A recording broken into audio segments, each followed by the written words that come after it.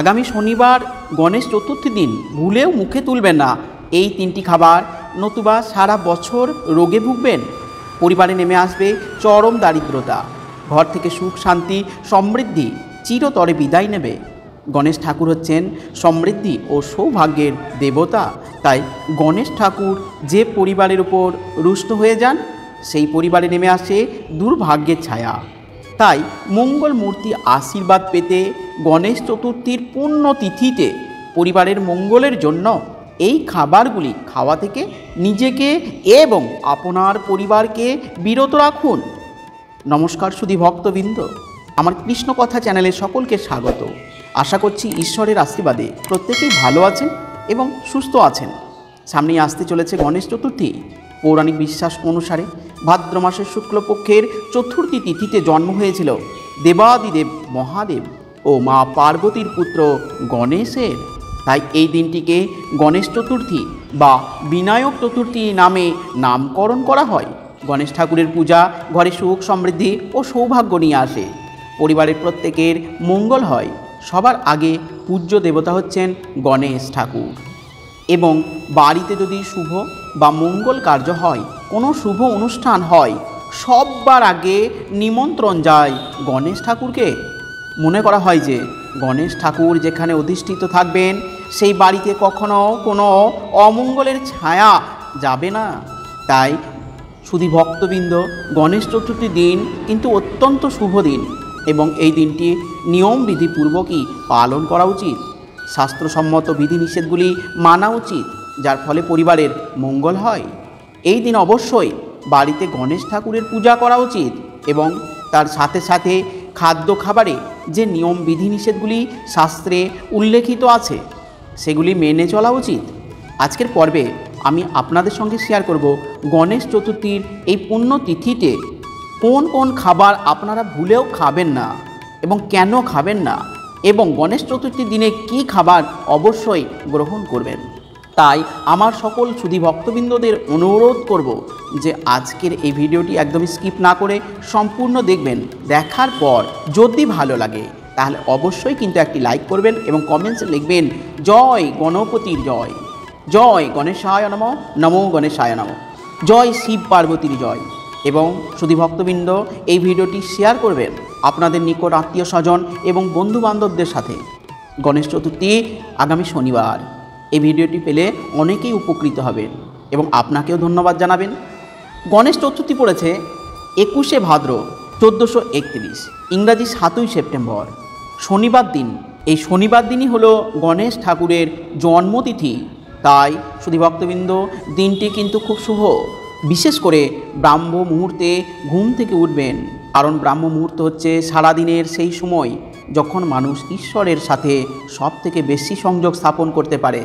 আর বিছানায় বসেই আপনারা দিনের শুরুতেই গণেশ ঠাকুরের নাম মনে মনে স্মরণ করে নেবেন এবং মনে মনে বলবেন ওম গং গণেশায় নমঃ, ওম গং গণেশায় নমঃ। এই কথাটি বলে দিনের শুরু করবেন এবং গৌরী শঙ্করের নাম নিয়ে নেবেন। তারপর আপনারা দিন শুরু করতে পারেন এবং সেদিন খুব সকাল সকাল স্নান সেরে নেবেন এবং বাড়িতে গণেশ ঠাকুরের পুজো অবশ্যই দেবেন। সনাতন ধর্মে বিভিন্ন তিথি হিসাবে খাদ্য খাবারের বিধিনিষেধ উল্লেখ আছে। আজকালকার দিনে অনেকেই সেগুলি হয়তো মানেন না, আধুনিক জীবনযাত্রার বশবর্তী হয়ে, কিন্তু তার ফলে সারা বছর নানা প্রকারের রোগ জ্বালা যন্ত্রণায় ভোগেন এবং রোগের পেছনে প্রচুর অর্থ ব্যয় হয়। উপার্জনের অর্ধেকের বেশি টাকা চলে যায় ডাক্তারের পেছনে।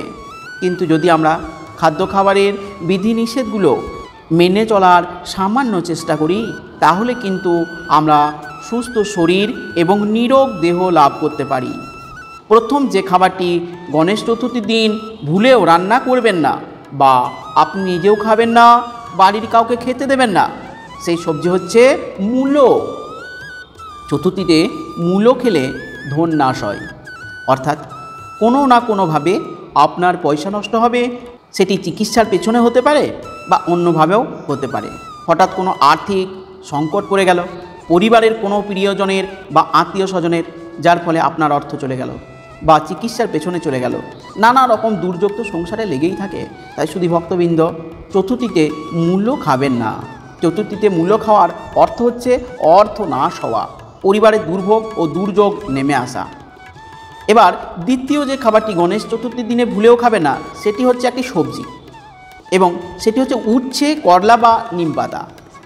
তেতো জাতীয় কোনো জিনিস গণেশ চতুর্থীর দিন খাবেন না, বরং উল্টোটা করতে পারেন। গণেশ চতুর্থীর দিন গণেশ ঠাকুরের জন্মতিথি, তাই এই দিন মিষ্টি মুখ করা উচিত। আপনি নিজের হাতে মিষ্টি বানিয়ে গণেশ ঠাকুরকে ভোগ লাগাতে পারেন। মিষ্টি যদি বানাতে না পারেন তাহলে আজকাল মিষ্টি নানা রকমের দোকানে কিনতে পাওয়া যায়, নানা প্রকারের মিষ্টি বাজারে পাওয়া যায়। আপনারা সেখান থেকে মিষ্টি কিনে এনেও গণেশ ঠাকুরকে ভোগ হিসেবে নিবেদন করতে পারেন, এবং তারপর আপনি সেই মিষ্টি প্রসাদ হিসাবে গ্রহণ করতে পারেন। আপনি নিজের হাতে নারকেলের নাড়ু বানিয়ে গণেশ ঠাকুরকে নিবেদন করতে পারেন। তাছাড়া গণেশ ঠাকুরের অতি প্রিয় ভোগ হচ্ছে লাড্ডু, সেটা মতিচুরের হোক বা বেসনের লাড্ডু হোক, মিহিদানায় হোক বা বোঁদের লাড্ডুই হোক, যে কোনো প্রকারের লাড্ডুই গণেশ ঠাকুরের অত্যন্ত প্রিয়। তাই ভক্তবৃন্দ, মিষ্টি, নারকেল, নাড়ু বা লাড্ডুর মধ্য থেকে যে কোনো একটি জিনিস একবার হলেও গণেশ চতুর্থীর দিনে আপনারা খাওয়ার চেষ্টা করবেন, এবং ভুলেও কোনো রকমের তেতো জাতীয় জিনিস কিন্তু আপনারা একেবারেই খাবেন না। অনেক ভক্তদের মধ্যে প্রশ্ন আসবে যে কেন তেতো জিনিস খাওয়া হবে না। মনে করা হয় শুভ দিনে জন্মতিথিতে তেতো জাতীয় জিনিস খেলে পরে জীবনে তিক্ততা বেড়ে যায়, এর ফলে আপনার সাথে আপনার পরিবারের লোকজনের সম্পর্কে তিক্ততা বাড়বে এবং জীবনে দুর্ভোগ আসবে। তাই শুধু ভক্তবৃন্দ, এই সামান্য দুটো সবজি গণেশ চতুর্থীর দিনে রান্না করবেন না, নিজেও যেমন খাবেন না, বাড়ির সবাইকে তেমনি খেতে মানা করবেন। এবার তৃতীয় যে জিনিসটি গণেশ চতুর্থীর দিনে ভুলেও খাবেন না সেটি হচ্ছে আমিষ জাতীয় খাবার। হিন্দু পরিবারে অনেক সময় মেয়েরা সমস্ত নিয়মগুলো মেনে চলে, বিশেষ করে খাদ্য খাবারের বিধিনিষেধগুলো বাড়ির ছেলেরা যে সমস্ত নিয়ম মানতে চায় না, এবং তাদের সুবিধার্থে বাড়ির মেয়েরা সেটা বানিয়েও দেন। কিন্তু ভক্তবৃন্দ, এতেই কিন্তু অমঙ্গল নেমে আসে পরিবারে। পরিবার কিন্তু শুধুমাত্র মেয়েদের নিয়ে নয়, ছেলে, মেয়ে, বুড়ো, শিশু সবাইকে নিয়ে একটি পরিবার। তাই একটি পরিবারে আপনি যদি চান যে সবার স্বাস্থ্য ভালো থাকুক, তাই প্রত্যেককে সেই দিন নিরামিষ আহার গ্রহণ করুন। আপনারা নিরামিষ পদের মধ্যে নানা রকম বাহারে রান্না করে গ্রহণ করতে পারেন, আপনারা ভোগ নিবেদন করতে পারেন, কিন্তু যেন পেঁয়াজ, রসুন, মাছ, মাংস, ডিম, মুসুর ডাল ইত্যাদি আমিষ জাতীয় জিনিস কিন্তু সেই দিন বাড়িতে রান্না করবেন না এবং খাবেন না। চতুর্থ যে খাবারটি এই দিন অবশ্যই বর্জন করবেন সেটি হচ্ছে যে কোনো নেশা জাতীয় জিনিস। নেশা জাতীয় জিনিস মানুষ একটি ভাবনা থেকে খেয়ে থাকে, কিছু সময়ের একটা মুহূর্তে সে খাবারগুলি গ্রহণ করে থাকে, কিন্তু তারপরে তার কোনো রকমের স্বাস্থ্য উন্নতি ঘটে না, বরঞ্চ স্বাস্থ্যের অবনতি হয়, পয়সা অপচয় হয়। তাই নেশা জাতীয় জিনিস যদি গ্রহণ করা হয় তাহলে স্বাস্থ্য অবনতির সাথে সাথে অর্থ অপচয় হয় এবং জীবনে দুর্ভাগ্য নেমে আসে। এই সমস্ত খাবারগুলো সর্বদাই বর্জন করা উচিত। যদি জীবনে সুখ, শান্তি এবং সমৃদ্ধি চান, যদি সৌভাগ্যশালী হতে চান, তাহলে এই সমস্ত খাবারগুলি থেকে দূরে থাকুন এবং গণেশ চতুর্থীর দিন ভুলেও এই সমস্ত জিনিস গ্রহণ করবেন না। গণেশ চতুর্থীর দিনে সিদ্ধি লাভ করার জন্য, জীবনে সুখ সমৃদ্ধি লাভ করার জন্য অবশ্যই গণেশ ঠাকুরের পুজো দিন।